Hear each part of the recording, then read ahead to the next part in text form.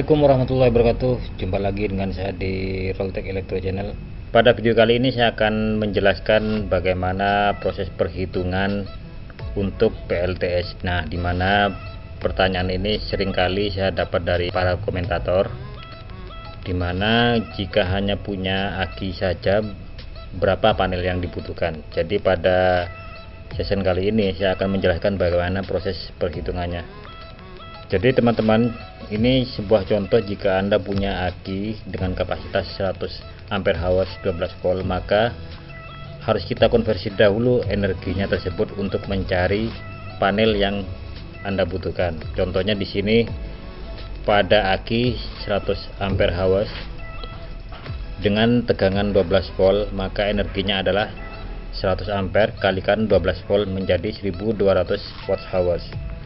Sehingga panel yang dibutuhkan maka dapat dibagi dengan ESH. Jadi energi baterai tersebut dibagi dengan ESH. Nah, ESH itu apa? Yaitu efektif sun hours atau jam matahari atau total waktu penyinaran efektif matahari terhadap panel yang akan kita gunakan. Jadi panel itu sendiri dalam sehari terhadap watt peaknya itu akan mendapat total kumulasi waktu. Contohnya Anda punya panel 100 watt peak ya. Jadi kalau 100 watt peak itu maka dalam sehari itu dapat energi berapa yang dihasilkan dari matahari oleh panel 100 watt peak tersebut. Nah, itu namanya ESH di sini. Nah, di wilayah Indonesia atau wilayah tropis umumnya itu berkisar sekitar 4 sampai 5 jam ya, bergantung dari kondisi dan lokasi. Nah, untuk masalah ESH ini dapat Anda cek pada video perhitungan saya yang sebelumnya, yaitu sama menghitung secara detail kebutuhan energi. Di bagian akhir saya dapat maksudnya menghitung kebutuhan PLTS secara detail. Di situ saya jelaskan dari mana didapat ESH atau jam matahari tersebut. Oke, selanjutnya sesudah didapat energi tersebut maka panel dapat kita hitung, yaitu misalkan kita buat acuan 4 ya, maka energi baterai dibagi dengan 4 tersebut didapatlah 300 watt peak. Sehingga kalau Anda mempunyai baterai 100 ampere hours tadi yang sudah saya konversi menjadi energi adalah 1200 watt hours, sesudah kita cari kebutuhan panelnya dengan dibagi 4 hasil ESH ini tadi, didapatlah 300 watt peak yang dibutuhkan untuk melakukan pengecasan secara penuh dalam sehari menggunakan aki 100 ampere hours tersebut. Nah, selanjutnya untuk mencari nilai SCC nya, yaitu total panel yang sudah didapat dibagi sistem baterai, dimana sistem baterainya kalau kita gunakan 12 volt maka 300 watt peak tersebut dibagi 12 didapatlah 25 ampere ya. Nah, ini kan nilai minimal yang harus Anda gunakan untuk SCC nya tersebut. Nah, dari sini harus Anda ambil di atasnya sedikit, jadi di sini cocoknya pakai yang 30 ampere.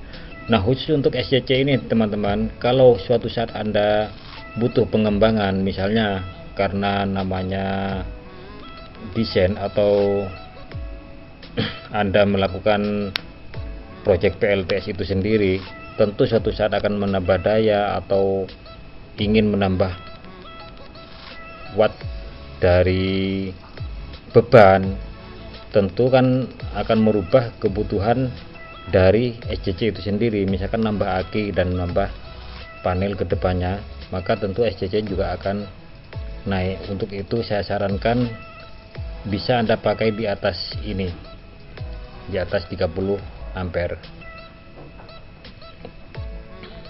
Dan atau kalau Anda menggunakan sistem 24 volt maka ampere yang akan didapat juga lebih kecil. Tentu hubungannya ini kenapa satuannya ampere pada SCC, karena itu adalah hubungan dengan laju arus pengisian pada baterai tersebut.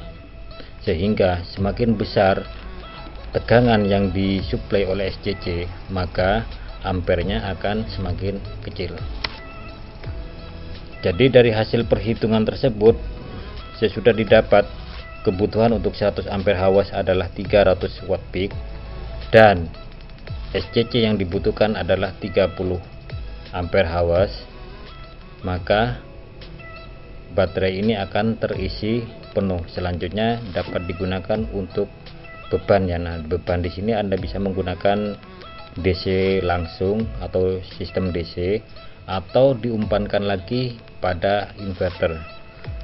Baik teman-teman, untuk perhitungan yang sudah saya buat di video saya sebelumnya, yaitu menghitung secara detail, sebaiknya Anda juga merujuk ke sana ya jika ingin lebih detailnya, dimana pada proses perhitungan detail itu kan ada kerugian daya yang disebabkan oleh controller di sini dan juga pada inverter. Jadi itu bisa Anda masukkan. Kalau Anda menggunakan hitungan seperti ini, maka jika Anda menggunakan PWM, sebaiknya panel yang udah Anda dapatkan itu Anda tambahkan 40%, karena rugi daya yang pada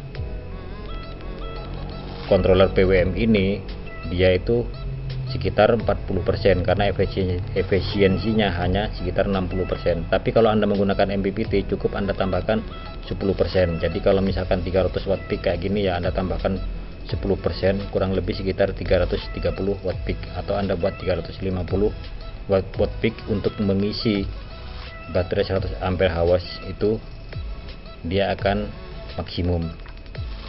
Terus yang kedua, untuk baterai saat Anda menggunakan beban, maka pada inverter harus Anda tambahkan 10% juga, karena ada kerugian daya kurang lebih sekitar 10% dari aki yang diumpankan ke beban tersebut. Nah, yang jadi masalah di sini, aki yang Anda gunakan itu mempunyai batasan-batasan juga yang harus Anda penuhi.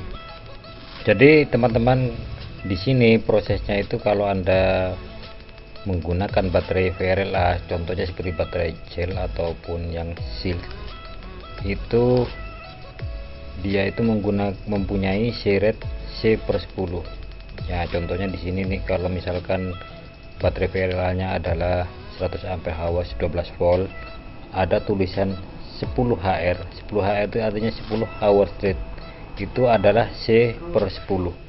Berarti baterai dengan kapasitas 100 ampere hours 12 volt atau 1200 watt hours dibagi 10 adalah 120 watt, sehingga bisa Anda habiskan 120 watt per jam selama 10 jam yang bisa Anda habiskan. Jadi kalau 1200 watt hour dibagi 10 kan 120 watt di sini. Nah, sementara untuk DOD itu yaitu kedalaman pengurasan atau kedalaman bistek yang diizinkan pada VRLA itu adalah 50%. Berarti kalau saya gunakan 50% adalah hanya boleh dikuras hingga tersisa 600 watt hours saja, yaitu separuhnya di sini ya. Nah, sehingga 600 watt ini kalau saya bagi 5, maka totalnya Anda bisa menyalakan beban 120 watt yang bisa Anda habiskan selama 5 jam. Harus sudah di cut off ya, jangan digunakan lagi atau harus dicas ulang agar baterai ini awet.